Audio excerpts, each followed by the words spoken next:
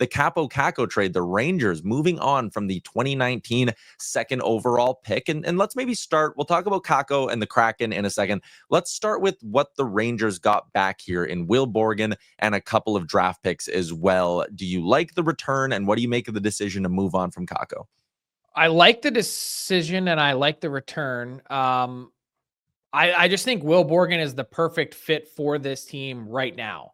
We know that it's been a mess in their own end, and they've had some egregious turnovers, shoddy defensive play for a while, and they get a player who's just a steady Eddie. Will Borgen was in demand not too long ago on our trade targets board. He's not a sexy or flashy player. He's not going to wow you with any one part of his game, but he's reliable. He's got some size. He's got better than average feet. And I think he's a guy that can help quiet down the noise in the Rangers' own end, which is exactly what they needed at this exact moment in time. Now, the word time is interesting because the first question that people want to ask is, was Kaapo Kakko traded because of his comments, biting comments this week in response to a healthy scratch from Peter Laviolette? The answer to that is no, but it's not unrelated. It just hastened the decision that was ultimately going to be coming for Kakko, which is this is a player that is now in his 6th NHL season. He's played 330 games. He's a pending restricted free agent who only has 1 year left until becoming a full-fledged unrestricted free agent. So the Rangers had to make a decision at some point soon. Are we extending this guy or are we moving on? And given the inconsistent nature of his game and his production, plus really only one season to write home about, I think it makes sense to move on.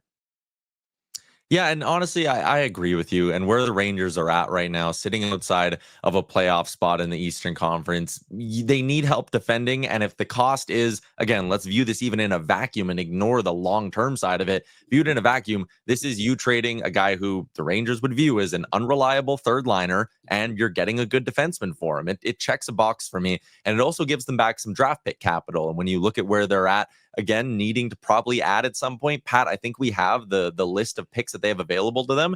Again, they just got a 3rd round pick here, but like they didn't have a lot of draft pick capital going into these moves that they've made over the last month. And if they're going to get aggressive at some point and add and try to turn this around and get into the playoffs this year, you need draft pick capital to do that. So that's another side of this deal. I know it's small, a 3rd and a 6th, but you can still use those picks. Yeah, it's not a ton, but I think Borgen is an interesting piece, and I think the draft capital could help. You never know. It might help get a deal over the finish line. And look, that brings us to an easy transition of what do the Kraken get out of this?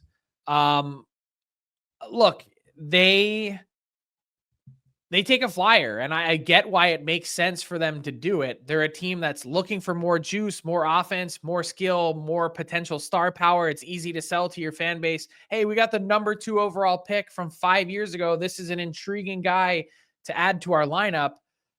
I just think we know enough now about Kaapo Kakko to know that he's really not an impact player to add to your team. Does a new change of scenery, does opportunity, whatever else that comes with that, could that change it? Yes. I just think we know enough now to know that he's a middle 6 forward in the NHL. Yeah, and I mean, I saw some people be like, what if this works out for them the way Laine worked out for Montreal? And it's like, whoa. Patrick Laine actually did the damn thing in his career. Like, he has put up 40 goals in a season. Like, Kaapo Kakko has put up 40 points.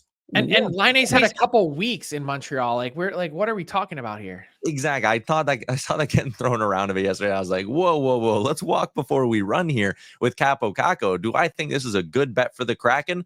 Sure. I think at the stage they're at, kind of stuck in hockey's purgatory, do you want to just, trade Borgen at the deadline for a 2nd round pick? Yeah, I mean, I guess you could, but like you said, this move excites your fan base. There is some upside with it.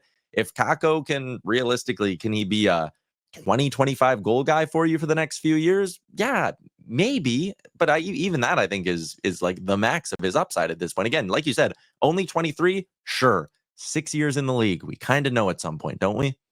Yes, and I think even saying he can be a consistent 20-goal scorer is a reach. I'm not saying he can't do it. Of course he can. But his career high is 18. So he sort of did it one time.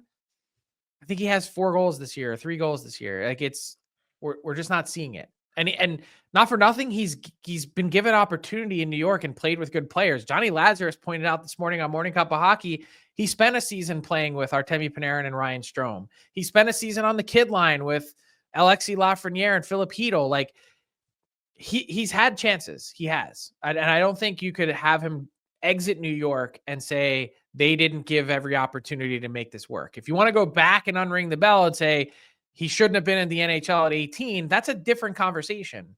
But he is what he is.